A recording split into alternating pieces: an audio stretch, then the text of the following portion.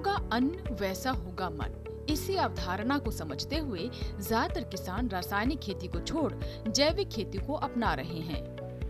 रासायनिक खेती से जहां पर्यावरण पर बुरा असर पड़ रहा है, वहीं मानव स्वास्थ्य पर भी विपरीत असर दिखाई देने लगा है। इस गंभीरता को समझा राजस्थान के किसान हुकुमचंद जी ने। जैविक खेती में किए गए उनके प्रयासों की वजह से ही उन्हें पद्मश्री से भी सम्मानित किया गया। राजस्थान जिला झालावाड़ के रहने वाले हुकुमचंद पाटीदार जी का खेती से बड़ा गहरा नाता है।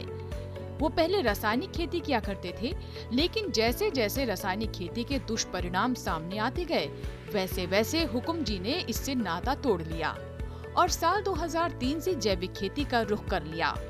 हालांकि शुरुआत में उन्हें पहले के मुकाबले 60% कम पैदावार मिली, लेकिन उन्होंने हार नहीं मानी, क्योंकि उनका लक्ष्य रासायनिक खेती की जगह जैविक खेती को अपनाना था।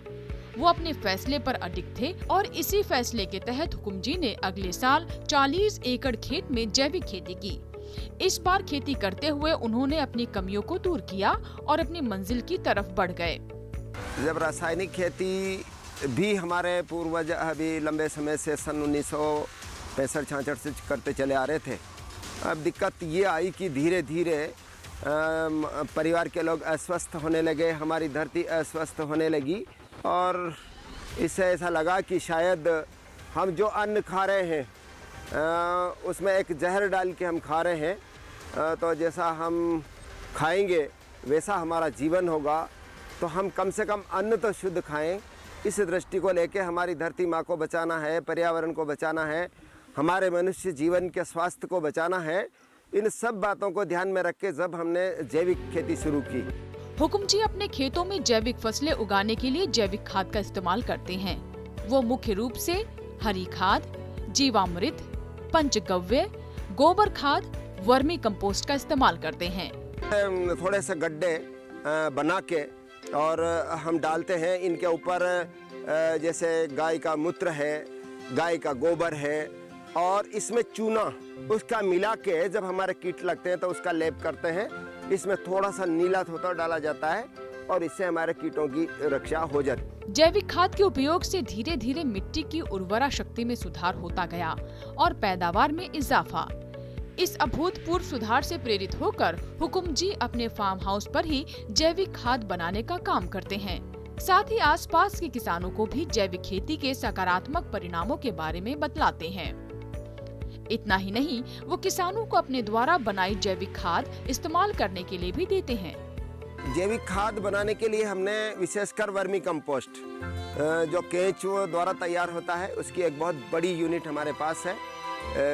कम से कम 40 किलो के 500 बैगों का उत्पादन हर साल हमारे पास होता है। उसको हम एक नमी युक्त जमीन में डालते हैं और इसके अलावा भी हम है ना जो बसंत ऋतु के समय पे एक बहुत बड़े कहीं गौशालाओं से गोबर की खाद का कलेक्शन किया, हमारे पशुओं के बाड़े से कलेक्शन किया और इसको लाके और एक फर्टिलाइजर में बदल देते हैं। इसके अंदर हर एक सप्ताह के अंदर इसमें गौमूत्र का, इसमें कुछ गुड़ का स्प्रे हमारे किया जाता है ताकि इसमें कुछ हमारे सूक्ष्म जीवाणु इस खाद के अंदर उत्पन्न हो जाएं। हुकुम जी बताते हैं कि उनका दायरा खेती तक ही सीमित नहीं है, बल्कि उन्होंने अपने फार्म हाउस में प्रोसेसिंग यूनिट लगाई है, जिसमें 42 तरह के उत्पाद तैयार किए जाते हैं, जिसमें से 28 तरह के जैविक उत्पाद बाजार में बेचे जा रहे हैं। उनके जैविक उत्पाद देशी नहीं बल्कि विदेशों में भी भेजे जा रहे हैं। जैविक खेती को बारीकी से समझने वाले हुकुम जी बताते हैं कि प्रकृति में हर जीव का अपना अलग योगदान है। यदि पर्यावरण संतुलन बनाए रखना है तो जैविक खेती को अपनाना ही होगा। हम कहते थे वैज्ञानिकों को कि साहब हमारी धरती बहुत कठोर हो गई है, हम इसका क्या करें, तो वो कहते थे कि इसको बहुत गहरी हंकाई कीजिए गर्मी के अंदर। तो गहरी हंकाई करने से उनका तो मकसद था कि कीट मारे जाएंगे, पर उन कीटों के साथ हमारे जो 70% मित्र कीट थे वह भी मरने लगे। इसलिए हमने हाँकना भी उसको कम कर दिया।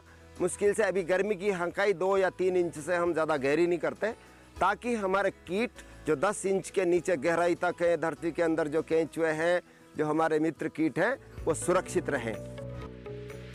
एक छोटी सी सीख से शुरू किया गया उनका ये सफर और आज बड़े पैमाने पर असर दिखा रहा है। उनके क्षेत्र में करीब 400 हेक्टेयर में जैविक खेती की जा रही है, जिसमें करीब 360 किसान अपना योगदान दे रहे हैं। इतना ही नहीं, जैविक खेती का ये दायरा आसपास के क्षेत्रों में भी फैल रहा है, जिससे वर्तमान में ही नहीं भविष्य में भी बेहतर परिणाम मिल सकेंगे।